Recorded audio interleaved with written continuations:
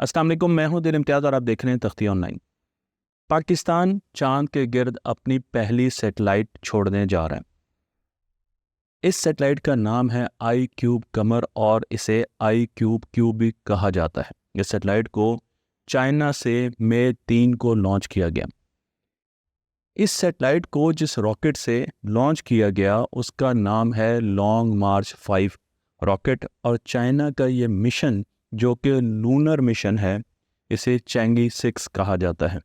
इस मिशन में China lunar research को बहुत ज़्यादा परवान चढ़ा रहा है और उसके साथ साथ उसका मंसूबा ये है कि उसने 2030 तक चांद पर बेस बनानी है। और अब इस मिशन में हमारा भी एक छोटा सा किरदार आ गया है, क्योंकि हमने अपनी पहली चांद के गिर्द सैटेलाइट लॉन्च कर दी है। इस सैटेलाइट को जहाँ से लॉन्च किया गया वो जगह मैं आपको यहाँ पर दिखा रहा हूँ। वो space station, space launch site में आपको यहाँ पर दिखा रहा हूँ, जो कि हाइनन में है और इसे वेंचिंग स्पेस लॉन्च साइट कहा जाता है। यहाँ से जो लॉन्च की गई है सैटेलाइट, वो पाकिस्तान के एक इदारे institute of space technology IST ने बनाई है। मेजर काम उन्होंने किया है। लेकिन ये काम हुआ कैसे, इसके बैकग्राउंड में जाते हैं। 2022 में चाइना ने ऑफर किया Asia Pacific space cooperation organization, जिसे APSCO कहा जाता है, उसमें जितने भी ममालिक हैं उनको ये ऑफ़र किया गया कि चाइना अपने रॉकेट के ज़रिए सैटेलाइट्स स्पेस में ले जाने की सर्विसेज उन्हें दे सकता है। पाकिस्तान ने, क्योंकि पाकिस्तान भी इसका मेंबर है, पाकिस्तान ने इस पर लबैक कहा और चाइना से डेलिब्रेशन की। और आखिरकार मैंने आपको बताया कि IST और उसके साथ पाकिस्तान का दूसरा बड़ा इदारा स्पार्को और चाइना की एक यूनिवर्सिटी जिसे China Shanghai Xiao Tong university कहा जाता है, जिसकी मैं तस्वीर आपको यहाँ पर दिखा रहा हूँ, इन तीनों की कोलैबोरेशन हुई। इन तीनों की कोलैबोरेशन से हमने इस सैटेलाइट को स्पेस में लॉन्च किया। मैं आपको इस सैटेलाइट के बारे में बताता चलूँ कि ये सैटेलाइट बहुत छोटी सैटेलाइट है। इसे माइक्रो सैटेलाइट कहा जाता है और इस वीडियो में बहुत तफसील से हम माइक्रो सैटेलाइट्स को स्टडी करेंगे। इसका वज़न 7 kg है और इसके पास 2 ऑप्टिकल कैमरास हैं जो कि जाकर चांद की तस्वीरें लेंगे, उसकी सरफेस की तस्वीरें लेंगे। इसके पास एक एटीट्यूड कंट्रोल सिस्टम भी है, यानी हम इसकी ओरिएंटेशन को चेंज कर सकते हैं। एटीट्यूड कंट्रोल सिस्टम मोबाइल के पास भी होता है। थर्मल मैनेजमेंट सिस्टम भी है और उसके साथ साथ डीप स्पेस कम्युनिकेशन सिस्टम भी इस छोटी सी सैटेलाइट के पास मौजूद है। मैं आपको यहाँ पर इस सैटेलाइट की ओरिजिनल तस्वीरें दिखा रहा हूँ, तो आप देख सकते हैं कि ये एक छोटी सी सैटेलाइट है। जिस तरीके से आपको लगता है कि 4 बोर्ड्स हमने ऊपर नीचे रख दिए हैं, बिल्कुल ऐसे ही क्यूबसेट की जो सैटेलाइट्स होती हैं वो इसी तरीके से होती हैं, छोटी सैटेलाइट्स होती हैं और मुस्तकबिल में ज़माना भी इन्हीं सैटेलाइट्स का आ रहा है। इस मिशन के माइलस्टोन्स क्या हैं? तो इस मिशन में हमने क्या अचीव करना है? सबसे पहली चीज़ ये है कि हमने ज़मीन की तस्वीरें लेनी है। जब ये सैटेलाइट ज़मीन से चांद की तरफ जाएगी तो ये ज़मीन की तस्वीरें हमें भेजेगी, जो कि हमें बहुत जल्द मिलने वाली है, उम्मीद है। इसने अपने ऑर्बिटर से जब अलग होना है तो उस पूरी चीज़ की तस्वीरें लेनी है और उसे रिकॉर्ड करके हमारे पास भेजना है। और उसके साथ साथ इसने चांद की भी तस्वीरें लेनी है, तो चांद की सरफेस की भी तस्वीरें हम तक आएंगी। साथ साथ एक माइलस्टोन ये भी है कि हमने चांद से ज़मीन तक, यानी हमारे कंट्रोल स्टेशन तक, डीप स्पेस जो कम्युनिकेशन है उसको भी ऑब्टेन करना है, उसको भी टेस्ट करना है। और साथ साथ हमने चांद के मैग्नेटिक फील्ड डेटा को भी स्टडी करना है। गोया कि चांद की मैग्नेटिक फील्ड बहुत बहुत ज़्यादा कमज़ोर है, लेकिन हमने उसे स्टडी करना है। मैं आपको क्यूबसेट के बारे में बताता चलूँ कि क्यूबसेट की जो फैमिली है सैटेलाइट्स की, ये मोबाइल फ़ोन से इंस्पायर होकर बनाई गई। अगर आप मोबाइल फ़ोन को देखें तो आपको मोबाइल फ़ोन में, आज के जदीद मोबाइल फ़ोन में, आपको तकरीबन हर वो चीज़ मिलेगी जो आपको सैटेलाइट में चाहिए। आपको कैमरा मिलेगा, आपके पास पेलोड है, आपके पास पावर स्टोरेज है, आपके पास कम्युनिकेशन है, आपके पास कंप्यूटिंग पावर है, आपके पास एटीट्यूड है, वो अपनी ओरिएंटेशन देख सकता है, पोजीशन मेजर कर सकता है, GPS, सारी वो चीज़ें हैं जो कि सैटेलाइट में हमें चाहिए। तो इसलिए 2 साइंसदान सबसे पहले जब मोबाइल्स बनना शुरू हुए, इंस्पायर हुए और उन्होंने सोचा कि हम यही टेक्नोलॉजी का इस्तेमाल करके हम छोटी सैटेलाइट्स बनाएं। हम क्यों इतनी बड़ी बड़ी सैटेलाइट स्पेस पर भेज रहे हैं जिसकी बहुत ज़्यादा कॉस्ट आती है, और फिर जब वो सैटेलाइट अपनी उम्र गुजार देती हैं तो वो स्पेस जंक में कन्वर्ट हो जाती हैं, वो स्पेस के गिर्द ही घूमती रहती हैं और हमारी ज़मीन की बाहर की स्पेस को गंदा कर रही हैं। इसलिए हमने कोशिश की कि हम छोटी सैटेलाइट्स बनाएं। तो दो साइंटिस्ट बहुत ज़्यादा अहमियत के हामिल हैं। इनमें एक साइंटिस्ट हैं जिनका नाम है बॉब ट्विग, जो कि स्टैनफोर्ड यूनिवर्सिटी से हैं, मैंने आपको यहाँ पर उनकी तस्वीर भी दिखाई। और दूसरे साइंटिस्ट कैल पॉली है, जो कैलिफोर्निया पॉलिटेक स्टेट यूनिवर्सिटी से ताल्लुक़ रखते हैं। इन्होंने लो बजट सैटेलाइट्स की तरफ लेकर गए और इन्होंने ये सोचा कि स्कूल के बच्चे भी सैटेलाइट्स बनाएंगे फ्यूचर में, और आज स्कूल के बच्चे बना रहे हैं। मैं आपको अभी बताऊंगा इस सैटेलाइट के बारे में, तो आपको अंदाज़ा होगा कि बाहर के मुल्कों में तो ये सैटेलाइट स्कूल के बच्चे, कॉलेज के बच्चे बना रहे हैं। 2019 में 431 क्यूब सैट स्पेस में लॉन्च किए गए। यही सैटेलाइट्स, इसी किस्म की फैमिली की सैटेलाइट 431। और अगर हम 2023 की बात करें तो तकरीबन 703 क्यूब सैटेलाइट स्पेस में लॉन्च की गई। हम जब एक नॉर्मल सैटेलाइट की बात करते हैं तो नॉर्मल सैटेलाइट का वज़न तकरीबन 1000 केजी से ज़्यादा होता है, और ये एक गेंडे के बराबर इसकी माहियत, जो साइज़ होता है वो एक गेंडे के करीब करीब होता है। लेकिन जब हम मीडियम सैटेलाइट लॉन्च करते हैं जो छोटे साइज़ की है, तो ये भैंस के बराबर होती है और 500 से 1000 केजी इसका वज़न होता है। अगर हम इससे भी नीचे साइज़ में चले जाएं और मिनी सैटेलाइट की तरफ देखें तो ये एक शेर के बराबर इस सैटेलाइट का साइज़ होता है, 100 से 350 केजी। माइक्रो सैटेलाइट वुल्फ के बराबर होती है और 100 से 10 केजी इसका वज़न होता है। जो नैनो सैटेलाइट्स होती हैं उसमें काफ़ी फैमिली में फ़र्क आ जाता है। आपको यहाँ पे रैकून भी नज़र आ रहा है, यानी खरगोश के बराबर भी हो सकती हैं और बतख के बराबर साइज़ भी हो सकती है। 1 से लेकर 10 केजी तक। हमारी सैटेलाइट का वज़न क्या था जी? 7 केजी। तो हमारी सैटेलाइट क्यूब सेट में आती है और ये नैनो सैटेलाइट है। इस सैटेलाइट की अगर आप साइज़ की तरफ देखें और शेप की तरफ देखें तो आपको पता चलेगा 10 सेंटीमीटर इसकी विड्थ है, 10 सेंटीमीटर इसकी हाइट है और 10 सेंटीमीटर इसकी लेंथ है। तो आपको तीनों साइज़ बराबर मिलती हैं। एक चाय के डब्बे की तरह, बड़े चाय के डब्बे की तरह ये सैटेलाइट है। लेकिन मज़े की बात यह है कि इस सैटेलाइट में अगर इसमें पानी स्टोर किया जाए तो 1 लीटर पानी हम स्टोर कर सकते हैं और हम इसे रैक में डाल सकते हैं। तो मैं एक रैक बनाऊं और उसमें 24 सैटेलाइट रख दूं तो वो एक रैक कहलाता है। 8 सैटेलाइट का भी रैक होता है, 12 सैटेलाइट्स का भी रैक होता है। तो हम रैक को भी लॉन्च कर देते हैं। ये भी बताता चलूँ कि इन सैटेलाइट का फ़ायदा क्या है। बहुत ज़्यादा फ़ायदा। पहली चीज़ ये कि एजुकेशन में कैसे फ़ायदा। इस वक्त बाहर के मुल्कों में बच्चे कॉलेजेस में बैठ के इन सैटेलाइट्स को प्रोग्राम करके इनमें डाउनलोडिंग कर रहे हैं। हम यहाँ पर जो बहुत अच्छे स्कूल हैं वो रोबोट्स में चीज़ें डाउनलोड करके देखते हैं कि ये रोबोट आगे मूव कर रहा है, पीछे मूव कर रहा है, किस तरफ जा रहा है। बाहर के मुल्क में अब बच्चे इन सैटेलाइट्स को, जो कि ऑलरेडी छोड़ चुके हैं, सैटेलाइट ज़मीन के गिर्द घूम रही है, उसको प्रोग्राम करते हैं, ज़मीन से बैठ के डाउनलोड करते हैं और फिर देखते हैं उसमें क्या उसने प्रोग्राम को ओबे किया और क्या चेंजेस आई। तो एजुकेशन में तो इसका बहुत बड़ा हाथ है। साइंटिफिक रिसर्च से आगे बढ़ रही है। मैं आपको ये बता दूं कि अगर आप सिर्फ यूरोपियन स्पेस जो एजेंसी है उसकी क्यूबसैट सैटेलाइट देखें तो आपको अंदाज़ा होगा कि वो हर जगह पर जा रही हैं। वो चांद पर भी जा रही हैं और इवन मार्स की तरफ भी जा रही हैं। तो हम हर जगह छोटी सैटेलाइट्स को लेकर जा रहे हैं। टेक्नोलॉजी आगे बढ़ेगी और कमर्शियल पर्पस भी इसमें बहुत बड़ा एक हिस्सा है। तो हम लर्निंग के लिए और इन तमाम चीज़ों के लिए इन सैटेलाइट का इस्तेमाल करते हैं। मैंने इन सैटेलाइट्स पर एक डिफरेंट सिनेरियो से बहुत अच्छी वीडियो बनाई है जिसमें मुझे प्रेजेंटेशन की ज़रूरत है। तो अब मैं उस तरफ जा रहा हूँ और आपको टेक्निकल डिटेल्स मिलेंगी कि ये सैटेलाइट्स काम किस तरीके से करते हैं। मैं आपको एक सैटेलाइट को लॉन्च करने के लिए जो लॉन्च पैड इस्तेमाल होता है वो दिखा रहा हूँ। तो आप देख सकते हैं ये डब्बा से और इसके अंदर एक स्प्रिंग लगा होता है और जैसे इस डब्बे को आगे से खोला जाता है तो वो स्प्रिंग एक तेजी के साथ फोर्स एक्सर्ट करता है इस सैटेलाइट पर, जो कि स्पेस में लॉन्च हो जाती है। और इस तरीके से आगे वीडियो भी देखेंगे तो आपको नजर आएगा कि किस तरीके से इसे लॉन्च किया जा सकता है। इस सैटेलाइट को हम सबसे करीबी मदार में जमीन के लॉन्च करते हैं जिसे लो अर्थ ऑर्बिट लियो कहा जाता है। ये सैटेलाइट तकरीबन 420 किलोमीटर ऊंचाई पर लॉन्च की जाती है। इसके अलावा हमारे पास मीडियम अर्थ ऑर्बिट होता है जिसमें सैटेलाइट्स को लॉन्च किया जाता है, और फिर जियो स्टेशनरी सैटेलाइट्स को जियो ऑर्बिट में लॉन्च किया जाता है। लेकिन ये सैटेलाइट ज़मीन के बहुत करीब होती है और इनको बल्क में लॉन्च किया जाता है ताकि ये ज़मीन के चप्पे चप्पे की तस्वीरें खींचें, वेदर के बारे में बताएं और दूसरे सितारों को देखें। मैं आपको यहाँ पर इनके यूनिट्स बता रहा हूँ। तो एक सैटेलाइट 1 यूनिट के बराबर है, उसको इकट्ठा कर लें 2 यूनिट बन जाएंगे 2 सैटेलाइट्स के, 3 के 3U बन जाएंगे, 6U बन जाएंगे, 12U बन जाएंगे।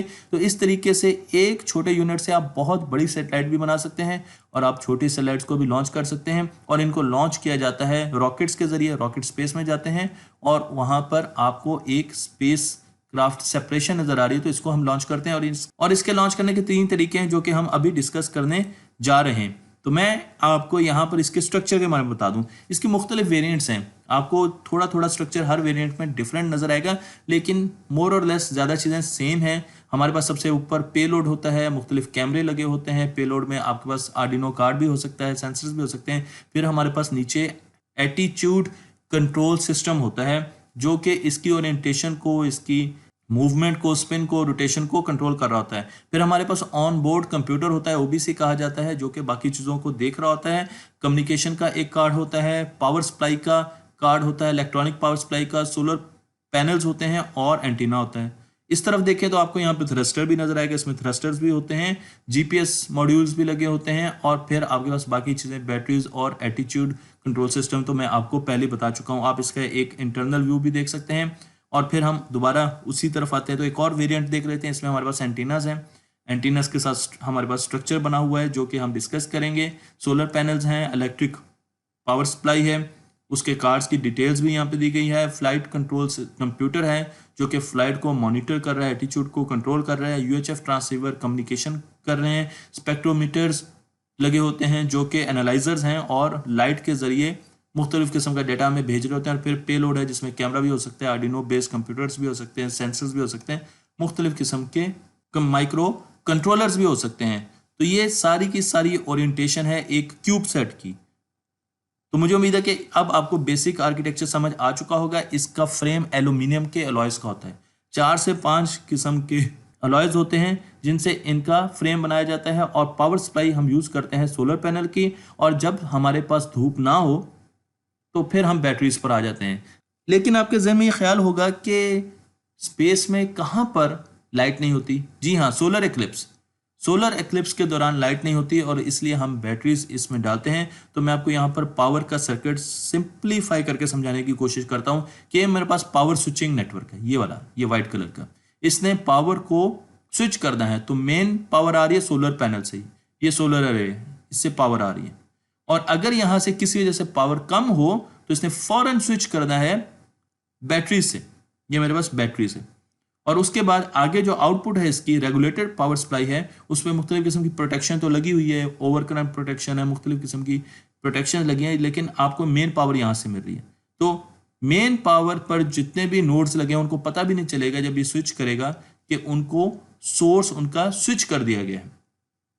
तो इस तरीके से काम करते हैं। एक और सिंप्लीफाइड फॉर्म देख सकते हैं आप, यहाँ पे रेड कलर की जो लाइंस हैं ये पावर लेके जा रही हैं और जो ब्लू कलर की लाइंस हैं वो पावर को कंट्रोल करने के लिए सिग्नलिंग है। तो सोलर पैनल हमारे पास वो चार्जर के जरिए, ये चार्जर है, इसके जरिए स्टोरेज जो बैटरीज है, लिथियम की जो बैटरीज है उनको चार्ज करता है। तो हमारे पास अब सोर्स ये भी बन गई, इधर से भी पावर आ रही है और मेनली सोलर पैनल से आ रही है, और उसको हमें डीसी में कन्वर्ट करके मेन बस बार को एनर्जाइज कर रहे हैं, यानी ये मेन बस बार है। इस पर हमारे मुख्तलिफ सिस्टम लगे हुए हैं, कम्युनिकेशन सिस्टम भी है, हमारे कंप्यूटर्स भी लगे हुए हैं, ऑन बोर्ड कंप्यूटर भी है, हमारा एटीट्यूड कंट्रोल कंप्यूटर भी है। तो ये पूरी की पूरी बस बार है और इस तमाम सर्किट को, इस पावर को कंट्रोल करने के लिए ये नीले रंग का सेंट्रल डिजिटल पावर कंट्रोलर है जो कि पावर की स्विचिंग करवा रहा है और पावर की मॉनिटरिंग भी कर रहा है। इसे इलेक्ट्रिकल पावर सिस्टम कहा जाता है। इसी तरीके से हमारे पास स्पेक्ट्रोमीटर होता है जो कि लाइट के जरिए देख रहा होता है, मुख्तलिफ किस्म का डेटा इकट्ठा कर रहा होता है। तो आप ये देख सकते हैं ये एक बल्ब है और इस बल्ब को अगर आप देखें तो मेरे पास यहाँ पर एक छोटा सा सेंसर लगा होता है जो कि कैमरे पर बेस कर रहा है और वो लाइट को सेंस करता है और वो कंप्यूटर के अंदर ले जाता है और कंप्यूटर उस लाइट में से हर वेवलेंथ को मॉनिटर करता है और देखता है कि उसकी इंटेंसिटी कितनी है। इसे एक स्पेक्ट्रोमीटर कहा जाता है। तो यही काम सारा का सारा स्पेक्ट्रोमीटर का गार्ड कर रहा होता है, वो सितारों को, सूरज की रोशनी को देखता है, हर उस चीज को मॉनिटर कर रहा होता है जो या तो रोशनी प्रोड्यूस कर रही है, या रोशनी रिफ्लेक्ट कर रही है, या रिफ्लेक्ट कर रही है, या अब्जॉर्ब कर रही है, और फिर उसके बारे में हमें डेटा देता है। फिर हमारे पास इलेक्ट्रिकल फ्लाइट कंट्रोल कंप्यूटर आता है। तो मैं आपको यहाँ पर एटीट्यूड कंट्रोल सिस्टम या फ्लाइट कंट्रोल कंप्यूटर दिखा रहा हूँ, जो कि हमारी सैटेलाइट की position and rotation with respect to inertial frame of reference या कोई सेलेस्टियल स्फीयर मॉनिटर कर रहा होता है। तो अगर आपने ज़मीन से रेफरेंस लिया हुआ है तो वो उस पॉइंट से सैटेलाइट को हमेशा मॉनिटर करेगा और उसको रोटेट करेगा अगर आपने उसको रोटेशन देनी है, और अगर आपने उसको रोटेशन नहीं देनी, एक ही ओरिएंटेशन पर रखना है, तो वो इस चीज़ को मॉनिटर कर रहा होता है। और उसमें दो किस्म के सिस्टम्स हमारे पास लगे होते हैं। तो हमारे पास मैकेनिकल सिस्टम भी होते हैं, इलेक्ट्रॉनिक सिस्टम भी होते हैं। इस रोटेशन को मनूवर कर रहे होते हैं रिएक्शन व्हील्स। रिएक्शन व्हील्स हमारे पास लगे होते हैं जो कि जब भी हम स्पेसक्राफ्ट को रोटेट करते हैं तो वो टेलीस्कोप जो कि एक स्टार की तरफ पॉइंटेड है उससे अपने इनपुट लेते हैं और उस तरीके से स्पेस में इस सैटेलाइट को मूव कराते हैं। फिर हमारे पास मैग्नेटॉर्गर भी है जो कि रोटेशन का काम दे रहे होते हैं। इसी तरीके से एंगल और रोटेशन को कंट्रोल करने के लिए थ्रस्टर्स का भी इस्तेमाल किया जाता है। थ्रस्टर के लिए क्योंकि फ्यूल चाहिए होता है, इसलिए इस पूरी सैटेलाइट के पास बहुत कम फ्यूल होता है।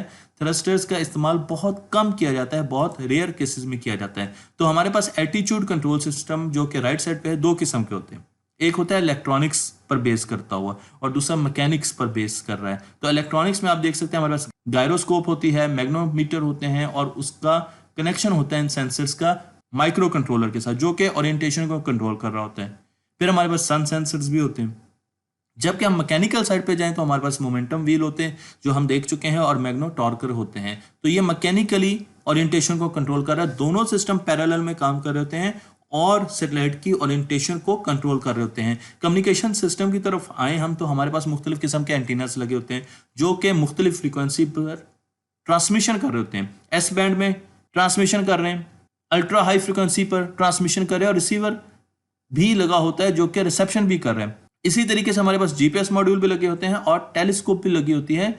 मूवमेंट के लिए हम सोलर सेल्स का भी इंतखाब करते हैं। सोलर सेल्स पर मैं पूरी वीडियो बना चुका हूं, लेकिन इन शॉर्ट धूप की रोशनी की एनर्जी को ये बादबान मूवमेंट में चेंज करते हैं। तो जब इन पर धूप पड़ती है तो ये आगे की तरफ चलना शुरू हो जाते हैं, और इस तरीके से हम अपनी सैटेलाइट को आगे लेके जा सकते हैं क्योंकि उसका वजन बहुत कम है। और अब बात आती है पेलोड की। तो पेलोड में हमारे पास आर्डिनो कार्ड्स लगे होते हैं, मुख्तलिफ किस्म के सेंसर्स लगे होते हैं जो कि मुख्तलिफ किस्म के डेटा को कलेक्ट कर रहे होते हैं, भेज रहे होते हैं, और एक्चुएटर्स भी आ सकते हैं। तो आपको मैं यहाँ पर मुख्तलिफ किस्म के सेंसर बताता हूँ जो इस सैटेलाइट पे लगे होते हैं। इसमें vibration sensor, temperature, shock sensor, gyroscope, इन पर मैं वीडियोस बना चुका हूँ, accelerometer, GPS, pressure sensor, magnetometer और CO2 एनालाइजर्स वगैरह, विजिबल लाइट के सेंसर्स लगे होते हैं जो कि अपना डेटा कलेक्ट कर रहे होते हैं, और कंट्रोलर जो कि आर्डिनो बेस्ड कंट्रोलर है इसमें उसको अपना डेटा दे रहे होते हैं। इसके साथ साथ एक अहम सेंसर जो कि रेडियो एक्टिविटी मेजर करता है, उसे गीगर-मुller सेंसर कहा जाता है, काउंटर कहा जाता है, वो भी इसमें माउंट किया जा सकता है अगर आप उसे करना चाहें। तो इंडिया की स्पेस एजेंसी ने 2017 में 104 क्यूबसैट्स को लॉन्च किया। इससे आपको अंदाजा होना चाहिए कि हम अभी कितना पीछे हैं। उन्होंने एक रॉकेट में 104 सैटेलाइट्स को लॉन्च किया, और नासा ने हमें ये कहा है कि अगर आप एक क्यूबसैट को डिजाइन करते हैं तो उसकी डिलीवरी नासा के जिम्मे होगी। वो उस क्यूबसैट को स्पेस में लॉन्च करेगी अपने रॉकेट्स के जरिए। तो अगर आपका स्कूल या कॉलेज इनिशिएटिव लेता है अगले साल ये सैटेलाइट बनाने में, तो नासा को जरूर मुतला कीजिए। उन्होंने एक स्टैंडर्ड गाइड दी हुई है, स्टैंडर्ड्स दिए हुए हैं, आपने उन स्टैंडर्ड्स को मीट करना है जो कि इंटरनेट पर बहुत इजीली अवेलेबल हैं। और अगर आपने उन स्टैंडर्ड्स को फॉलो किया तो आपकी सैटेलाइट को नासा स्पेस में खुद छोड़कर आएगी। और स्पेस में इस सैटेलाइट को लॉन्च करने के 3 तरीके हैं। एक तरीका यह कि आप किसी भी सैटेलाइट के रॉकेट में इसको रख दें। ये एक सैटेलाइट है पूरी लेफ्ट साइड पर, और इसमें आपको क्यूबसैट देखें कितनी छोटी नजर आ रही है, बहुत ही छोटी है। तो जगह तो बहुत होती है, इतनी छोटी जगह तो अवेलेबल होती है। तो हम बड़ी सैटेलाइट्स को जब लॉन्च करते हैं तो छोटी छोटी क्यूबसैट्स को तो वैसे लॉन्च कर देते हैं। दूसरा तरीका यह है कि स्पेस स्टेशन पर, इंटरनेशनल स्पेस स्टेशन में जब कार्गो जाता है तो उसमें इसको लॉन्च किया जा सकता है। मैं आपको वीडियो भी दिखाता हूँ। ये देखें, ये स्पेस स्टेशन से लॉन्च की गई है। आप देखें क्यूबसैट स्पेस स्टेशन से लॉन्च की गई है। और तीसरा तरीका स्पेस स्टेशन से लॉन्च करने के अलावा रॉकेट के जरिए भी लॉन्च कर सकते हैं। तो ये रॉकेट है, उसका पेलोड मैं आपको यहाँ पे दिखा रहा हूँ। इसमें देखिए आप 24 से ज़्यादा क्यूबसेट्स हैं जो कि यहाँ पर इंतजार कर रही हैं और इसके पेलोड में जाएगी और स्पेस में हम इसे लॉन्च कर देंगे। इसके अलावा हम कायनात में जितनी भी एक्सप्लोरेशन कर रहे हैं, हम अपने सोलर सिस्टम में जितनी एक्सप्लोरेशन कर रहे हैं, उसमें भी क्यूबसेट्स बहुत बड़ा हिस्सा ले रही हैं। आपको क्यूबसेट जो कि मार्स पर भेजी जाएगी, उसका नाम बताता हूँ, उसका नाम है मार्को। मार्को वो क्यूबसेट है जिसे क्यूब 1 भी कहा जाता है, जो कि मार्स पर जाएगी। इसी तरीके से सोलर सिस्टम को डिस्कवर करने के लिए और एक्सप्लोर करने के लिए क्यूबसेट्स का इस्तेमाल किया जा रहा है। ज़मीन के गिर्द क्यूबसेट्स का एक जाल बिछाया जा रहा है। आपको यहाँ पर आखिर में मैं मार्को 1 की तस्वीरें दिखाऊंगा। मार्स पर ये क्यूबसेट्स जा रही है और इससे आपको अंदाजा होगा कि अब बड़ी सैटेलाइट्स का वक्त पुराना होता जा रहा है और छोटी जल्द डिज़ाइन की जाने वाली बहुत ज़्यादा लो कॉस्ट सैटेलाइट्स इस वक्त स्पेस में लॉन्च की जा रही हैं। अगर हम IQ-Q की बात करें, जो हमारी अपनी सैटेलाइट है, तो उसमें इसका जो मिशन है वो 3 महीने का। तो 3 से 4 महीने इसने चांद की सर्वेलेंस करनी है और हमें तस्वीरें भेजनी है। जो कम्युनिकेशन इसने हमसे करनी है वो एक्स बैंड में करनी है। इसका जो डेटा रेट होगा वो 1 किलोबिट पर सेकंड होगा। तो बहुत ही कम है, लेकिन स्पेस टेक्नोलॉजी में इसे बहुत अच्छा डेटा रेट माना जाता है। 12 वोल्ट की इसमें बैटरी है, सोलर पैनल्स हैं और 11.6 एम्पियर आवर उसकी कैपेसिटी है, उसकी पावर है इस बैटरी की। बैटरी का साइज़ मैं आपको यहाँ पर दिखा रहा हूँ। ये वो बैटरी नहीं है जो कि क्यूब सेट में लगी हुई है, लेकिन मैं जस्ट आपको एक 12 वोल्ट की बैटरी दिखा रहा हूँ। जो कैमरे लगे हुए हैं इस पर वो 1 मेगापिक्सल के 1280x720 उनकी रेजोल्यूशन है। 2 कैमरे लगे हुए हैं, ऑप्टिकल कैमरे हैं और वो हमें चांद की तस्वीरें भेजते रहेंगे। लेकिन साथ साथ जिस रॉकेट पर ये गई, ये चाइना का बहुत ही ज़्यादा ताकतवर रॉकेट है और बहुत रिलायबल रॉकेट है। लॉन्ग मार्च रॉकेट पर बहुत से मिशन अब स्पेस में जा चुके हैं, चांद पर जा चुके हैं।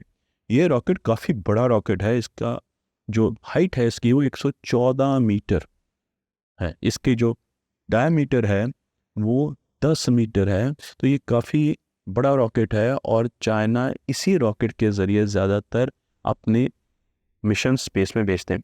मैं पाकिस्तान की एक वीडियो देख रहा था साइंसदान की, और वो ये बता रहे थे कि हमने इस प्रोटोटाइप को टेस्ट किया। तो सबसे पहले हमने ये जो प्रोटोटाइप मॉडल बनाया ये पाकिस्तान में बनाया गया, तो ये एक अच्छी खबर है। और फिर इसकी टेस्टिंग हुई इस प्रोटोटाइप मॉडल की। इसे वाइब्रेशन के अगेंस्ट, क्योंकि जब रॉकेट ऊपर जाता है तो बहुत ज़्यादा झटके लगते हैं, वाइब्रेशन के अगेंस्ट टेस्ट किया गया।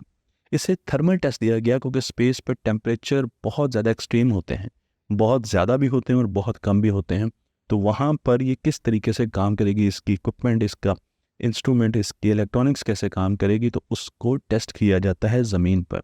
उसके साथ साथ स्पार्को ने बहुत ज़्यादा मदद की क्योंकि उनके पास ऐसे टेस्ट बेंचेस थे और उन्होंने इसकी टेस्टिंग पाकिस्तान में करवाई। और उसके बाद फ्लाइट मॉडल के लिए इसे चाइना की तरफ भेज दिया गया और वहाँ पर इसका फ्लाइट मॉडल बनाया गया जिसे स्पेस में लॉन्च कर दिया गया। मैं आपको ये भी बताता चलूँ कि इसमें जो चैलेंजेस हैं, क्योंकि यूँ लगता है कि शायद ये बहुत छोटी सी चीज़ है, लेकिन पाकिस्तान के लिए अल्हम्दुलिल्लाह ये एक अच्छी चीज़ है कि चले हमने शुरुआत तो की। और चाँद पर जब आप जाते हैं, चाहे आप छोटी सैटेलाइट भेजें या बड़ी चीज़ें सैटेलाइट्स भेजें, लेकिन आपको कुछ चीज़ों से बहुत ज़्यादा लड़ना पड़ता है, चैलेंजेस आते हैं। चाँद की सबसे पहले जो मैग्नेटिक फील्ड नहीं है, तो उसकी मैग्नेटिक फील्ड ना होने की वजह से वहाँ पर सैटेलाइट्स को ट्रैकिंग में मसाइल आते हैं। इसी तरीके से चाँद की आबोहवा नहीं है और साथ साथ फिर वहाँ पर रेडिएशंस बहुत हैं। तो जब रेडिएशंस आती हैं तो वो आपकी इलेक्ट्रॉनिक्स को मुतासिर कर सकती हैं। तो इलेक्ट्रॉनिक कंपोनेंट इतने रिलायबल होने चाहिए कि एक तो वो रेडिएशन को सर्वाइव कर सकें, और अगर उनमें कोई फेलियर हो तो हम उस फेलियर को कैसे मुस्तकबिल में देखेंगे, इस पर भी बहुत ज़्यादा बातचीत होगी और इसकी भी टेस्टिंग होगी। मैं आपको ये भी बता दूंगी, ये सैटेलाइट जब रॉकेट से, यानी ये सैटेलाइट जब अपने मैकेनिकल मैकेनिज़्म से सेपरेट होगी, अलग होगी, वहाँ पर एक स्प्रिंग लगाया जाता है और स्प्रिंग मैकेनिज़्म बहुत ज़्यादा क्रिटिकल होता है। तो उस मैकेनिकल स्प्रिंग मैकेनिज़्म को भी टेस्ट किया जाएगा क्योंकि वो एक बहुत क्रिटिकल जगह है जहाँ पर सैटेलाइट को हमने लॉन्च करना है। तो कई ऐसी चीज़ें हैं जिसमें हमारे पास थर्मल चैलेंजेस भी हैं और हमारे मैग्नेटिक फील्ड भी है। तो बहुत सी ऐसी चीज़ें हैं, एटीट्यूड कंट्रोल इसका टेस्ट होगा, इसकी ओरिएंटेशन जब चेंज करनी होगी, इसका डीप स्पेस कम्युनिकेशन। तो ये बड़ी बड़ी टेक्नोलॉजीज़ हैं जो हम टेस्ट कर लेंगे और फिर हमारे लिए आसान होगा कि हम सैटेलाइट्स फ्यूचर में ज़्यादा बेहतर करके स्पेस में भेज सकें, चांद पर भेज सकें। लेकिन जो इसका एक ऐसा कह लें कि सेक्शन है जिस पर हमें काम करने की ज़रूरत है, वो रॉकेट डेवलपमेंट है। ये पाकिस्तान को रॉकेट डेवलपमेंट की तरफ लेकर अपने आप को जाना होगा ताकि हम अपनी सैटेलाइट्स को खुद स्पेस में भेज सकें। जब हम सैटेलाइट रॉकेट से स्पेस में भेजते हैं तो रॉकेट के बूस्टर जिनमें बहुत ज़्यादा फ्यूल होता है, वो जब खाली होते हैं तो वो नीचे गिर जाते हैं या तो ज़मीन पर लैंड कर जाते हैं। इसी तरीके से रॉकेट की मुख्तलिफ स्टेजेस, जैसे ही एटमॉस्फेयर में हम एटमॉस्फेयर बाहर निकलते हैं तो उनकी स्टेजेस आहिस्ता आहिस्ता रॉकेट से डिसमेंटल होना शुरू हो जाती हैं और फिर सैटेलाइट बाहर आती है जो कि ज़मीन के गिर्द, जो मेन इसका मॉड्यूल होता है वो ज़मीन के गिर्द घूमता है।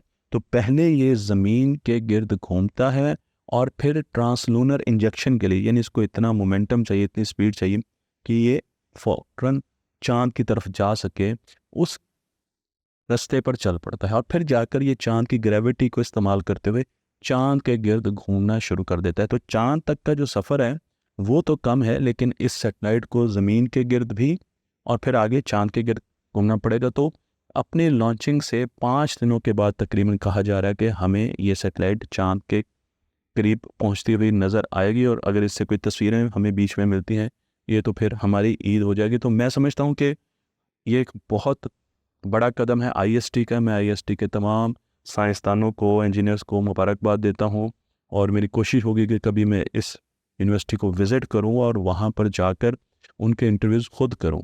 और हमारे लिए एक बड़ी खुशी की खबर है कि हमने चाहे एक छोटा स्टेप लिया, लेकिन स्पेस टेक्नोलॉजी में पाकिस्तान ने ये एक बहुत बड़ा कदम लिया है और इंशाल्लाह हम इस पर आगे भी चढ़ते जाएंगे। हमारे जब बच्चे आएंगे वो इससे बहुत ज़्यादा इंस्पायर होंगे। इसकी एक वैल्यू है हमारी हिस्ट्री में और इससे फिर आगे पाकिस्तान स्पेस टेक्नोलॉजीज़ की तरफ ज़्यादा तेज़ी से बढ़ेगा। तख्तियाँ ऑनलाइन को लाइक कीजिए, शेयर कीजिए और आप सबको मुबारकबाद।